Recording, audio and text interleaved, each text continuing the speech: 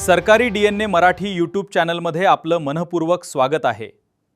माहिती हक्काची फक्त सरकारी DNA मराठी सोबत।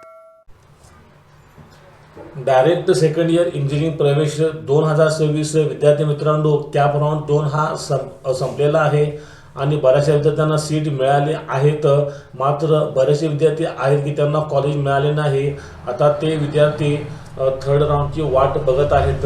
विद्यार्थी मित्रांनो, आपण आज या व्हिडिओमध्ये बघायचं आहे की थर्ड राऊंडमध्ये किती नंबर पर्यंतची सीट आल्यानंतर आपले कॉलेज ऑटो फ्रीज होणार आहे। नमस्कार विद्यार्थ्यांनो, मी संतोष रवदे। आपण बघत आहात सरकारी DNA मराठी यूट्यूब चॅनल। तर विद्यार्थी मित्रांनो, सर्वप्रथम आपला PC किंवा लॅपटॉपचा एक ब्राउझर ओपन करा आणि सर्च करा CET सेल। CET सेल केल्यानंतर इथे ॲडमिशन पोर्टल AY2627 वरती क्लिक करायचं आहे आणि इथे DSY direct second year engineering वरती क्लिक करायचं आहे। इथे जसे आपण क्लिक कराल तर असे इथे डायरेक्ट सेकंड इयरचा डॅशबोर्ड ओपन होईल आणि इथे विद्यार्थी मित्रांनो, आपण बघायचं आहे important dates.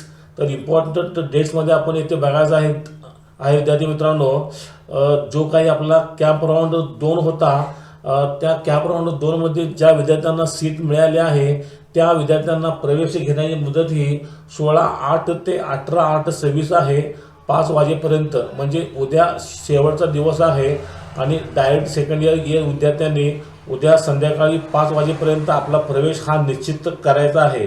Display of provisional vacant seats for cap round 3।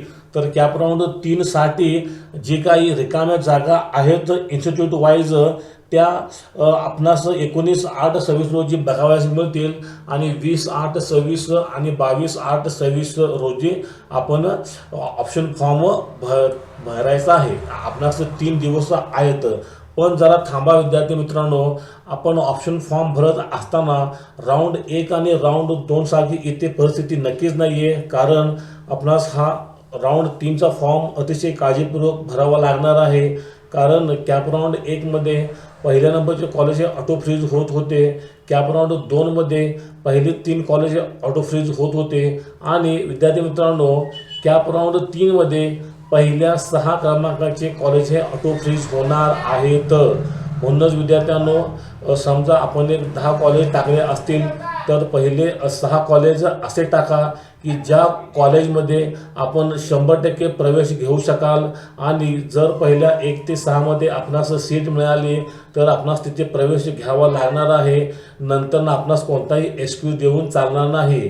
तर अशी तयारी करूनच विद्यार्थी मित्रांनो कॉलेज टाका, जेणेकरून आपणास बेस्ट कॉलेज मिळेल। टार्गेट कॉलेज, सेफ कॉलेज आणि आपले अचिव्हमेंट कॉलेज अशा प्रकारे कॉलेजची विभागणी करा आणि व्यवस्थित कॅप राऊंड 3 भरा आणि 1 ते 6 कॉलेजमध्ये मी मिळाली तर मी सीट घेणारच आहे याची मानसिक तयारी ठेवा आणि मगच फॉर्म सबमिट करा। तर विद्यार्थी मित्रांनो, व्हिडिओ कसा वाटला मला हे कळण्याकरता माझ्या चॅनलला लाईक, शेअर आणि सबस्क्राईब करा। तोपर्यंत धन्यवाद। थँक्यू। वंदे मातरम।